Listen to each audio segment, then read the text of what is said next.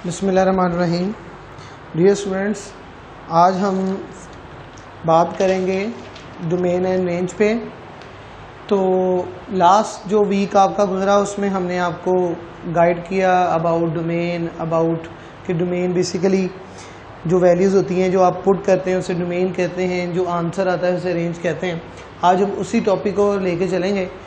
एक बात याद रखिएगा, इस वीक हम सारे वीक में हम डोमेन और रेंज को ही डिस्कस करेंगे, लेकिन इस चीज़ को आपको याद रखना है कि डोमेन रेंज बहुत सारे स्टूडेंट्स को 90% स्टूडेंट्स को डोमेन रेंज का कॉन्सेप्ट क्लियर नहीं है। उसमें अच्छा खासा बच्चे को प्रॉब्लम आती है। तो आपने तवज्जो से मेरी बात को सुनना है, समझना है। मैं आपको इंशाल्लाह कोई ट्रिक्स भी बताऊंगा जो आपको हेल्प करेंगे। तो हम आज बात स्टार्ट कर रहे हैं डोमेन एंड रेंज पे। देखिए बेटे, किसी भी फंक्शन में, दुनिया की किसी भी मसावात में जो वैल्यू आप पुट करते हैं ना, उसे डोमेन कहते हैं, इसे प्री इमेज भी कहते हैं। उससे जो जवाब आता है ना, उसे हम क्या कहते हैं, रेंज, और उसे इमेज भी कहते हैं। मिसाल के तौर पर मैं एक इक्वेशन लिख रहा हूँ, ये मैंने एक इक्वेशन लिखी। फॉर एग्जाम्पल मसावात लिख लेते हैं 2x + 5, ये मैंने किताब का सवाल ही लिखा। अब आप इसमें दुनिया की कोई भी वैल्यू सपोज करो, आप x की जगह पुट करो 3, तो ये जो आपने x पुट किया है ये डोमेन है। ये देखिए, ये मैंने x की जगह 3 पुट कर दिया, ये हमारी हो गई डोमेन। अब इसका जो जवाब आया है ना, इसे कहते हैं रेंज, यानी कि 3 डोमेन है और 11 रेंज है। ठीक हो गया? तो इसे इनपुट कहते हैं, इसे आउटपुट। यानी कि 3 पर फंक्शन का आंसर आया 11, यानी कि 3 पुट करने से फंक्शन का आंसर आया 11। इसे ऐसे पढ़ा जाता है, कई लोगों को पढ़ना भी नहीं आता इसको। 3 पुट करने से फंक्शन का आंसर क्या आया, 11। तो जो पुट किया वो डोमेन है और जो आंसर आया वो क्या है, रेंज। अब इधर देखें, अब बात यह है कि किसी भी फंक्शन में जो कीमत पुट की जाती है वो डोमेन होती है, उसका जो जवाब आता है वो रेंज होता है। डोमेन को इनपुट भी कहते हैं। डोमेन पुट करते वक्त 2 बातों का खतरा होता है, 2 बातों का ख्याल करना होता है, यानी कि 2 बातों का परहेज होता है। डोमेन पुट करते वक्त आपने 2 बातों को अपने जहन में रखना है। नंबर 1 वो ये कि आपने देखना है कि कोई ऐसी वैल्यू पुट ना हो जाए जिससे फंक्शन इमेजिनरी हो जाए, या कोई ऐसी वैल्यू पुट ना हो जाए जिससे फंक्शन अनडिफाइंड हो जाए। देखिए, मैंने कहा कि डोमेन पुट करते वक्त 2 बातों का ख्याल रखना है। नंबर 1 कि कहीं फंक्शन इमेजिनरी ना हो जाए, या दूसरी बात कि कहीं फंक्शन अनडिफाइंड ना हो जाए। इमेजिनरी कब होता है, जब जदर के अंदर नेगेटिव आता है। अनडिफाइंड कब होता है, जब बटे के नीचे 0 आता है। मिसाल के तौर पर आप इसमें पुट करें -2, चलें इसमें -2 पुट करें। देखिए, जब आप इस फंक्शन में x की जगह -2 पुट करोगे, क्या आंसर आया, -3। ये तो इमेजिनरी हो गया, ये क्या हो गया, -2 पर फंक्शन क्या हो गया, इमेजिनरी। इसका मतलब -2 इसकी डोमेन नहीं है। क्यों नहीं है? क्योंकि उस पर फंक्शन इमेजिनरी हो गया। जिस वैल्यू को पुट करने से फंक्शन इमेजिनरी हो जाए वो डोमेन में शामिल नहीं होता। ठीक है? बल्कि आप दूसरे अल्फाज में कह लें कि हमने वो वैल्यूज मालूम करनी है जिससे फंक्शन इमेजिनरी ना हो।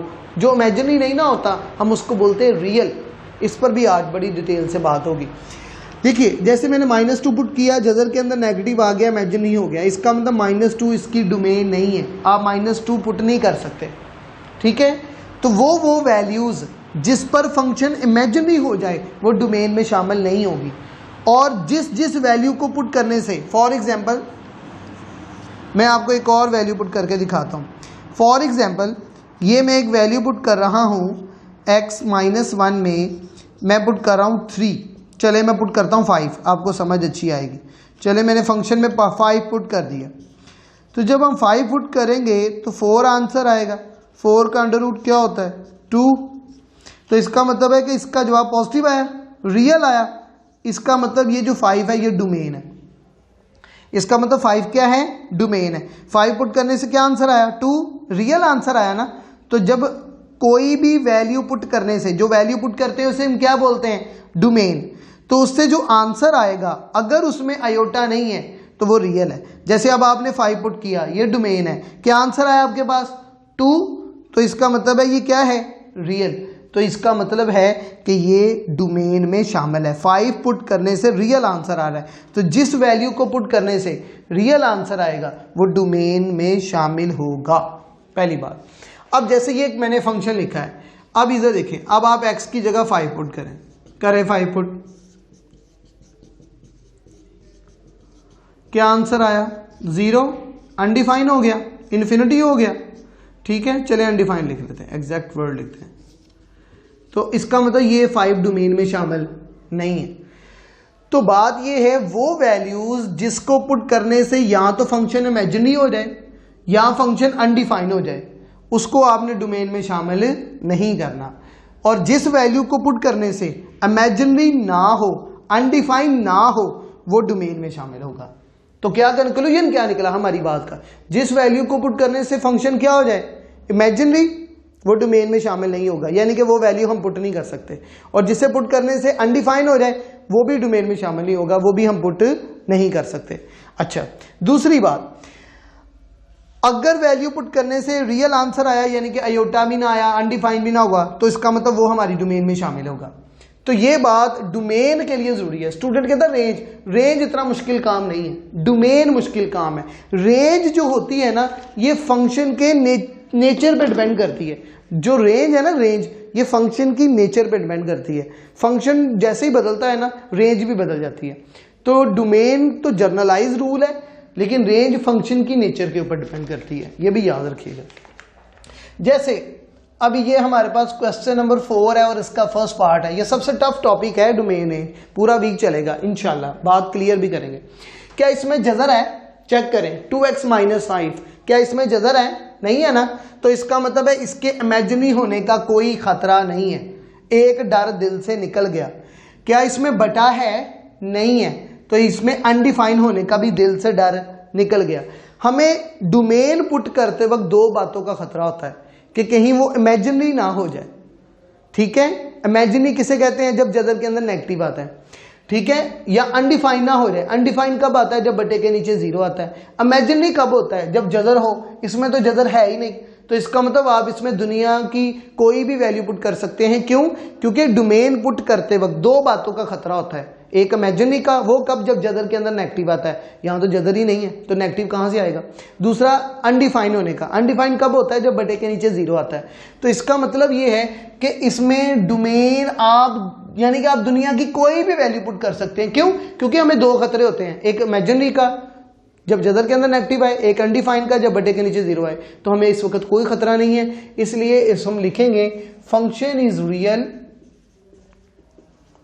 For any value of x। हम इसमें x की कोई भी वैल्यू पुट कर सकते हैं, तो इसका मतलब है इसकी डोमेन होगी सेट ऑफ रियल नंबर। ऐसे भी लिखते हैं और ऐसे भी लिखते हैं। याद रखिएगा, -∞ होता है दुनिया का छोटे से छोटा नंबर, +∞ होता है दुनिया का बड़े से बड़ा नंबर। तो छोटे से छोटे नंबर से लेकर बड़े से बड़े नंबर तक वो सारे नंबर इसमें शामिल हैं। ना -∞ शामिल है, ना +∞ शामिल है। जिसके साथ स्मॉल ब्रैकेट आ जाता है ना, वो नंबर शामिल नहीं होता। और इन्फिनिटी के साथ हमेशा स्मॉल ब्रैकेट लगाते हैं। क्यों, क्योंकि ये अननोन नंबर है, वेरी लार्ज बट अननोन, इसलिए किसी भी सेट में शामिल नहीं होता। और जब शामिल नहीं होता तो इसके साथ छोटी ब्रैकेट लगेगी, यानी कि ओपन इंटरवल। मैंने लास्ट लेक्चर में आपको ओपन इंटरवल बताया था। अब सवाल यह है कि इसकी रेंज भी सेट ऑफ रियल है। क्यों, क्योंकि इसमें ना इमेजिनरी का डर है। अच्छा, मैं बार बात बताते रहूंगा, सॉरी माइंड कर गया। इमेजिनरी कब होता है डियर स्टूडेंट्स, इमेजिनरी कब होता है, इमेजिनरी तब होता है जब जदर के अंदर क्या आए, नेगेटिव आए। अनडिफाइंड कब होता है, जब बटे के नीचे क्या आए, 0। क्या यहां जदर है, तो इमेजिनरी का खतरा नहीं है। क्या यहां बटा है, अनडिफाइंड का खतरा भी नहीं है। इसका मतलब यह है कि इसकी डोमेन दुनिया की कोई भी नंबर होगी, और इसमें क्योंकि इमेजिनरी और अनडिफाइंड का खतरा नहीं है, लिहाजा इसकी रेंज भी सेट ऑफ रियल होगी। यानी कि -∞ से लेकर +∞ तक हर नंबर जो है वो शामिल होगा। अच्छा, दूसरी बात, अब इस फंक्शन पे आते हैं 4 के सेकंड पार्ट पे। अब 4 के सेकंड पार्ट को हमने लेना है। 4 के सेकंड पार्ट में क्या करते हैं, एक मिनट। अच्छा, 4 के सेकंड पार्ट में हम 4 के फोर्थ पार्ट में क्या करेंगे, क्या यहाँ जजर है, चेक करते जाए। मैं आपको जो पैरामीटर सिखा रहा हूं ना, हमने तरतीब से चलना है। क्या यहाँ जजर है, नहीं है, तो जजर नहीं है तो जजर के अंदर नेगेटिव नहीं आएगा। जब जजर के अंदर नेगेटिव नहीं आएगा ये इमेजिनरी नहीं होगा। क्या यहाँ बटा है, नहीं है, तो बटा नहीं है तो बटे के नीचे जीरो नहीं आएगा। जब बटे के नीचे जीरो नहीं आएगा तो ये अनडिफाइन नहीं होगा, यानी कि दोनों खतरे टल गए। मैंने कहा मैं डोमेन पुट करते वक्त, वैल्यू पुट करते वक्त, आप मेरा हाथ का इशारा देखें, वैल्यू पुट करते वक्त दो चीजों का खतरा होता है, एक इमेजिनरी का, एक अनडिफाइंड का। इमेजिनरी कब होता है, जब जजर के अंदर नेगेटिव आता है। अनडिफाइंड कब होता है, जब बटे के नीचे जीरो आता है। क्योंकि यहाँ ना तो जजर है, इमेजिनरी का खतरा नहीं है, यहाँ पे बटा नहीं है, अनडिफाइंड का खतरा भी नहीं है, लिहाजा फंक्शन का जवाब रियल आएगा। रियल कहते हैं अयोटा से पाक, दुनिया का हर नंबर रियल नंबर है अयोटा के अलावा, जिसके साथ अयोटा ना हो। तो कहता फंक्शन इज रियल, यानी कि फंक्शन में आप कोई भी वैल्यू पुट कर सकते हैं, for any value of x. आप एक्स की कोई भी वैल्यू इसमें क्या कर सकते हैं, पुट। तो इसकी डोमेन होगी set of real number, minus infinity से लेकर कहां तक, प्लस इन्फिनिटी तक। अब आते हैं इसकी रेंज। रेंज जो होती है बेसिकली बेटा ये फंक्शन की नेचर के ऊपर डिपेंड करती है। तो अब इसमें आप कोई भी नंबर एक्स वाई जेड कोई भी पुट कर ले, कोई भी 2 5 7 3 -1 -5 1.5 कोई भी पुट करें। अब आपको पता है यहाँ क्या लगा हुआ है, मॉड, ये मॉडुलस फंक्शन है, इसका आंसर कभी भी नेगेटिव नहीं आएगा। तो जब इसका आंसर नेगेटिव नहीं आएगा तो इसका आंसर पॉजिटिव आएगा। इसका आंसर जीरो भी आ सकता है, 3 पुट करेंगे तो 3 - 3 क्या आएगा, जीरो। तो इसका जवाब जीरो आएगा और इन्फिनिटी तक आएगा। इन्फिनिटी किसी भी सेट में शामिल नहीं होता, ये बड़ी ब्रैकेट का मतलब है कि जीरो शामिल है, और इन्फिनिटी के साथ छोटी ब्रैकेट का मतलब ये है कि ये इन्फिनिटी शामिल नहीं है, और इसके दरमियान वाले सारे नंबर शामिल हैं। इसका जवाब पॉजिटिव नंबर आएगा, इसका जवाब नेगेटिव नहीं आएगा, क्योंकि मॉडुलस का जवाब कभी भी नेगेटिव नहीं आता।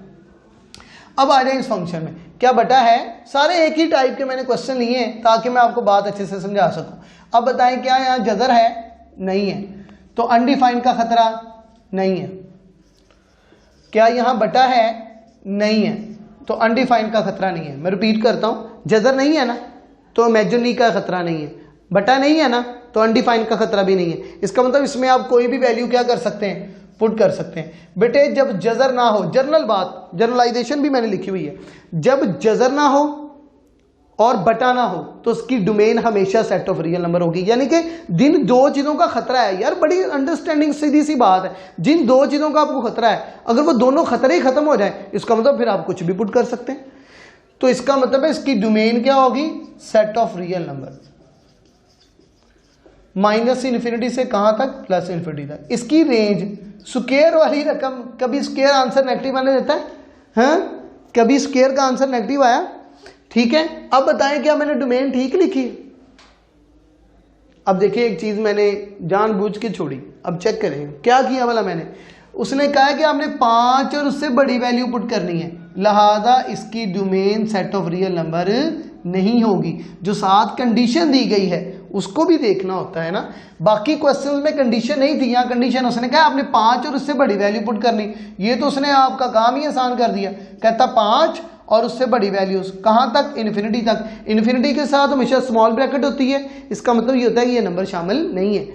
तो 5 और उससे बड़ी वैल्यू पुट करनी, कहां तक, इन्फिनिटी तक। अब स्क्वायर का आंसर तो कभी भी नेगेटिव नहीं आता। आप 5 पुट करेंगे क्या जवाब आएगा, देखिए ऐसे होता है।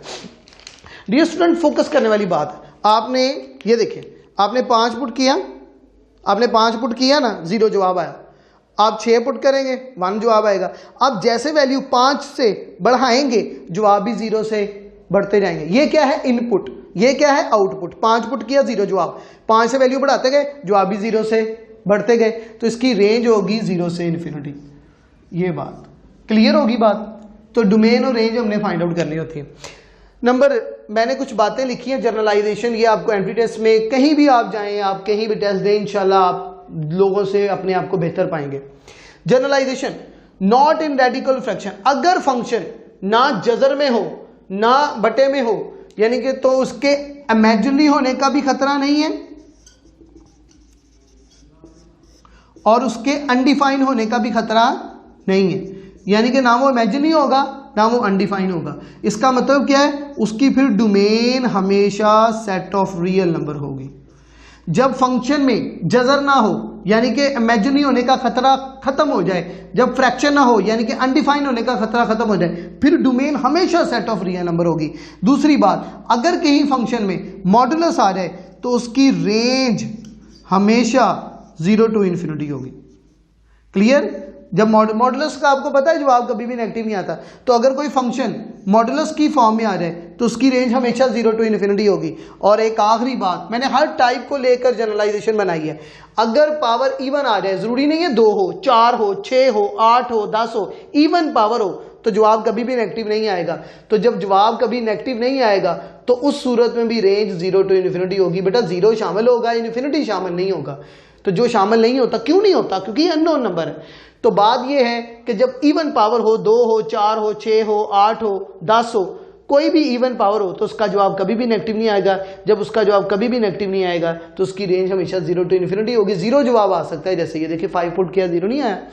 तो ये बात आपने याद रखनी है। होप करते हैं आपको बात समझ आएगी। ठीक है, अगर कोई लेक्चर में प्रॉब्लम हो तो हम आपके लिए अवेलेबल हैं। अल्लाह ताला आपको कामयाब करे। शुक्रिया।